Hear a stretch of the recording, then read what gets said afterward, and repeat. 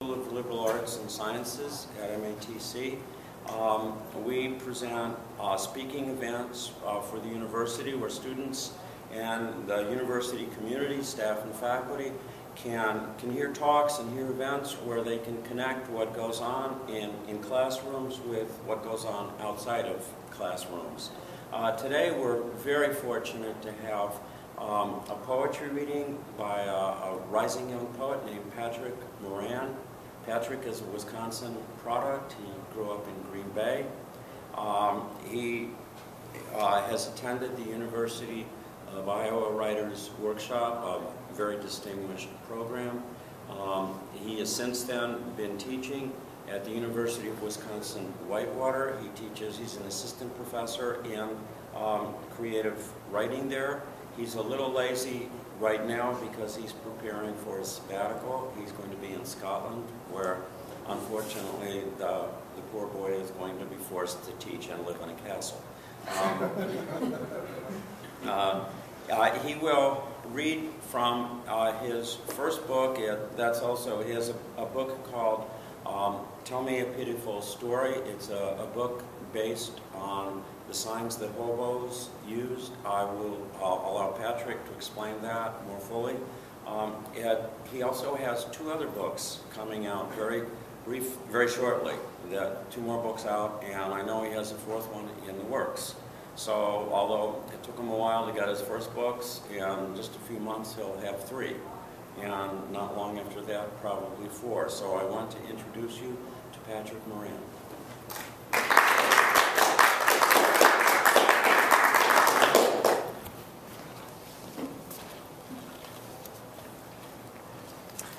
Thank you very much for coming today. The development of this book really happened over a period of time, and I think like that saying says, you know, good things come to those who wait. And so I was very delighted that the first editor took this book, and he. One thing that I learned from editors, a lot of editors looked at this book. They said they liked it, but they didn't love it. And when I got the email from this particular editor, he said he loved it, and I thought, all right, that's where this book belongs. This is its home. Before I read from the book of poetry, I just prepared a short, brief history of hobos, just to kind of create a little bit of a context and a little bit of an idea as to where this all came from. So a hobo is a term which is often applied to migratory workers or homeless vagabond, often penniless. The term originated in the western, probably northwestern United States during the last decade of the 19th century.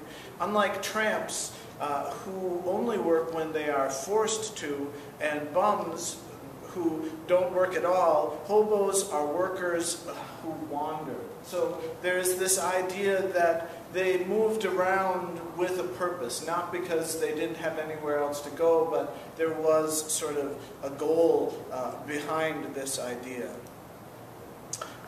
This is just a small image that I got from online. This is outside of Chicago. It's 1927, I believe, and it is an example of an area where hobos might congregate. What I liked about this picture was there on that side of what looks like poured cement or concrete would be an ideal place where you would see a symbol, a warning. And in a lot of cases, if you look at the different titles, they are warnings, they are reminders about what is arguably a very grim sort of existence that they mustered through. Another kind of classic image where I wanted to include the railroad tracks, also that idea of carrying that satchel on their shoulder.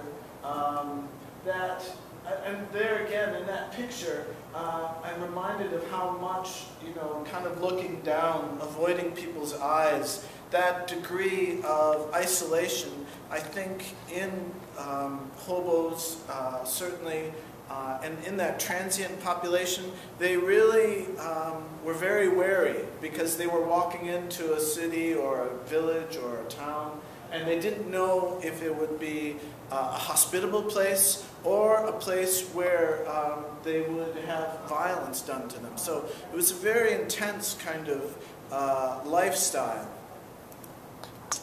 Hobo origins. It's unclear exactly when hobos first appeared on the American railroading scene.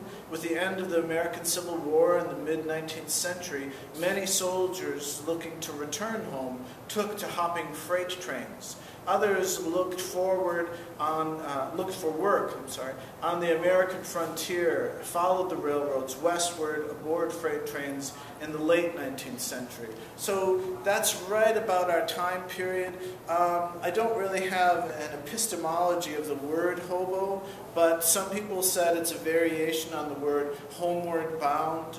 Other people have kind of put forward ideas that the word beau is also a French word, the B-E-A-U spelling. Like a homeboy, which of course in our more modern term has a slightly different connotation. So then we jump ahead approximately 30 years to the Great Depression. And the population of hobos increased greatly during the Great Depression era of the 1930s.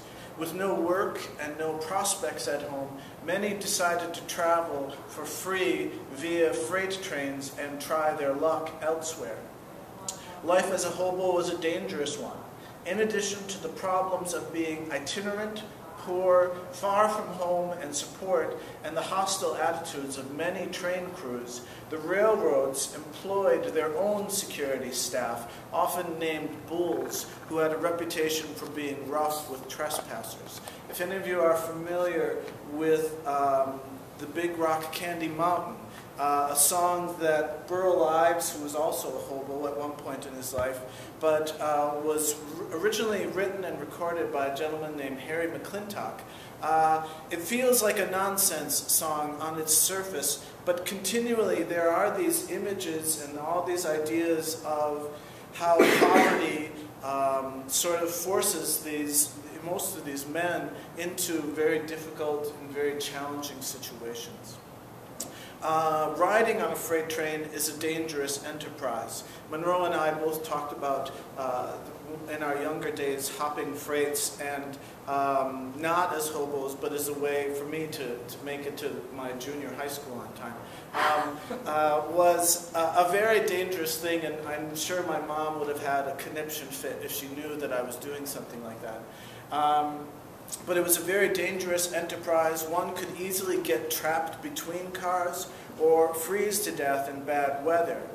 When freezer cars were loaded, very rarely did they look inside before they just loaded it with ice at the factory. And if there was a hobo inside, most likely he was killed as a result of it. This is another image that we kind of, that I wanted to kind of use, again from the period. You can see the satchel on his back and that idea of having to run alongside the train and making that jump to get a hold of the ladder. Hopping a moving freight train was a dangerous act, but in the 1930s, hundreds and thousands of men and women did it. Of course, this gives permission to share that with you. So, hobo signs and symbols. Beginning in the 1880s up until World War II, hobos placed markings on fences, posts, sidewalks, buildings, trestles, bridge abutments, and railroad line side equipment to aid them and others of their kind in helping find or steering them clear of trouble. Usually these signs would be written in chalk or coal, letting others know what they could expect in the area of the symbol.